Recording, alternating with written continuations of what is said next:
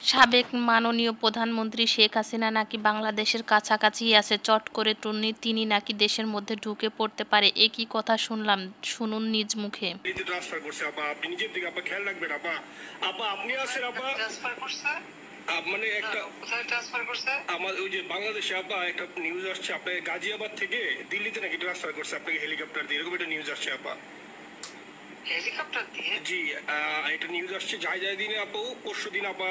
ওই যায় যায় দিনে আপনার হচ্ছে ওদের অনলাইন ভার্সনে এটা ভিডিও দেখাইছে আপনাকে নাকি ওই যে গাজিয়াবাদ থেকে দিল্লিতে নাকি ট্রান্সফার করছে আপা।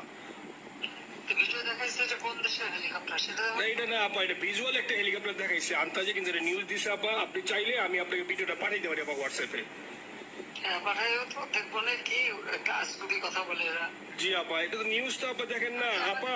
খুব কাছে আছে আপা আপা কষ্ট লাগে আপা। আপা আপনি যে মিডিয়াদেরকে আপা যে দিয়ে আসছেন আপা, এই মিডিয়াগুলো আপা আমাদের কাজ করে না আপা, কেউ সত্য বলে না আপা। আমরা কই যাবো আপা, আপনি আছেন আপা, আল্লাহ আপনার বাঁচায় রাখুক আপা। আপনি যেতেই আছেন আপা, আমরা আসি আপা, আমরা আসি আপা আপনার জন্য আপা।